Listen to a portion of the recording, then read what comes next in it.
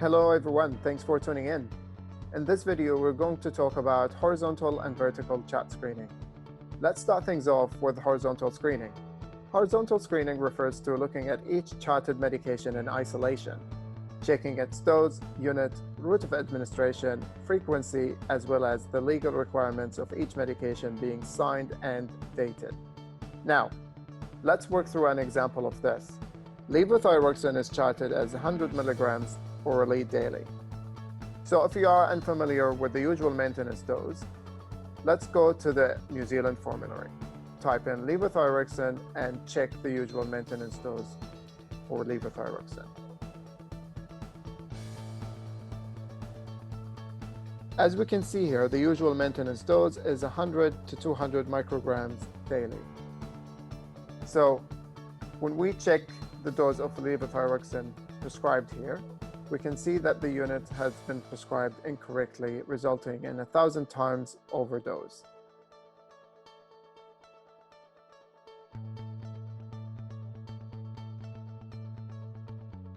Moving on to the next medication, we can see that lansoprazole is prescribed.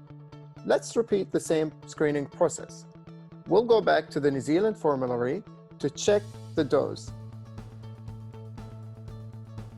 As we can see in the New Zealand formulary, the usual dose of lansoprazole is 30 milligrams once or twice daily, orally depending on the indication. So, the currently prescribed dose of 100 milligrams is outside the usual reference range.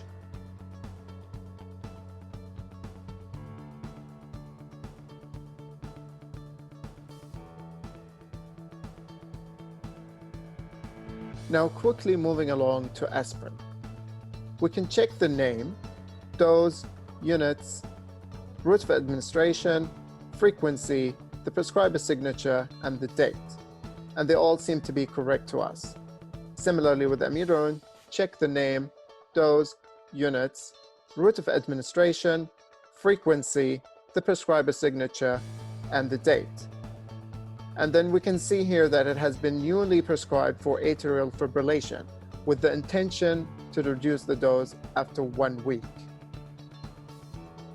Next is dabigatran. We can see it's prescribed as 150 milligrams daily.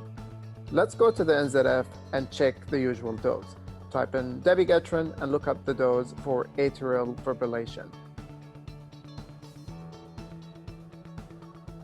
As we can see here, the usual recommended dose is 150 milligrams twice daily, assuming that the patient has normal renal function and their age is under 80 years old.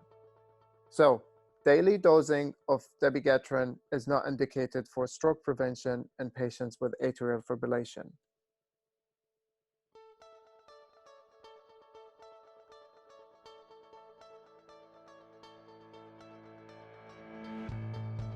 Lastly, we move on to simvastatin. Similarly, we'll check the name, dose, unit, route of administration, frequency, the prescriber signature, and the date. And then we can see here it has been newly prescribed for high cholesterol. In summary, for the horizontal chart screening, we have identified levothyroxine's unit has been prescribed incorrectly. Lansoprazole's dose will need to be reviewed as it exceeds the usual dose, and dabigatran's frequency will need to be reviewed.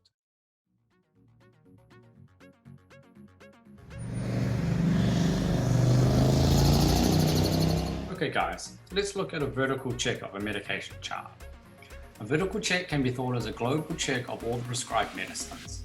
It takes into account any allergies or adverse reactions listed and any significant drug-drug interactions. If we look at our example here, we can see that there are no allergies or adverse drug reactions listed. If there were, however, at this point, I would advise you to re-examine each medicine listed to ensure that either the medicine or the class of medicines listed in the allergy or adverse drug reaction section is not prescribed.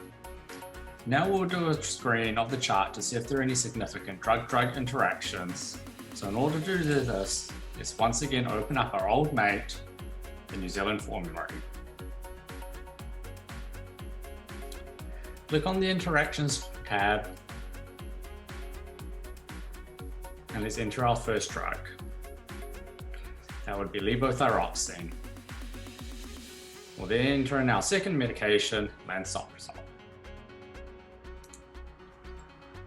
Here we can see that there's a moderately severe interaction of lansoprazole potentially decreasing the efficacy of levothyroxine. As neither of these medicines are new for our patient and providing that recent thyroid function tests are adequate, we would not need to pursue this interaction any further. So now let's add aspirin. As we can see, after adding aspirin, there are no new interactions listed with aspirin, lansoprazole, and thyroxine. So straight on to the next medication we go. So let's add amiodarone. Again, levothyroxine is involved. We may remember that amiodarone can cause both hypo and hypothyroidism. Hence, it would be advisable, as indicated here, that when a patient is on amiodarone, that thyroid function tests should be monitored. So let's add dabigatran. Here we can see a few more drug interactions, with one between dabigatran and amiodarone and dabigatran and aspirin. So firstly, let's look at the interaction between dabigatran and amiodarone. The interaction states that amiodarone may have increased exposure of dabigatran and thus increasing the possibility of side effects such as bleeding and anemia. Here, the dose of dabigatran may need to be adjusted if the risk of bleeding outweighs the benefit of stroke prevention. If we look at the interaction between dabigatran and aspirin, we're again looking at the potential risk of major bleeding. And depending on the indication of aspirin, we may be able to minimize this risk by judging whether the aspirin is actually required or not. So lastly, let's add simvastatin.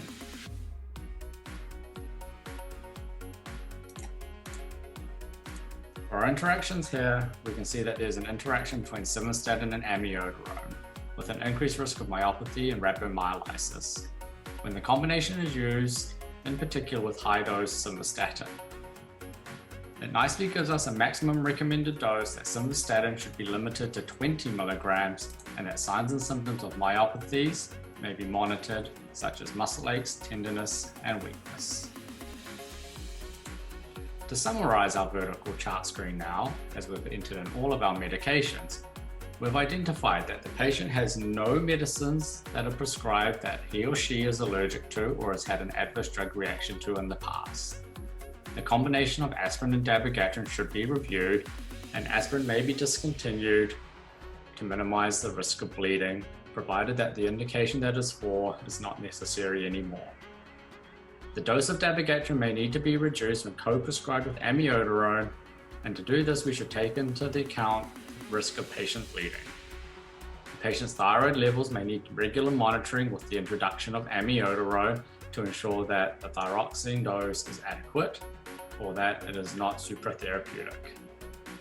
The dose of simvastatin prescribed, although okay as per the usual recommendation of NZF of 80 milligrams, however, with the combination of amiodarone should be reduced to not exceed 20 milligrams. Thank you for watching, and if you enjoyed this video, leave a thumbs up and please subscribe to our channel. Thank you.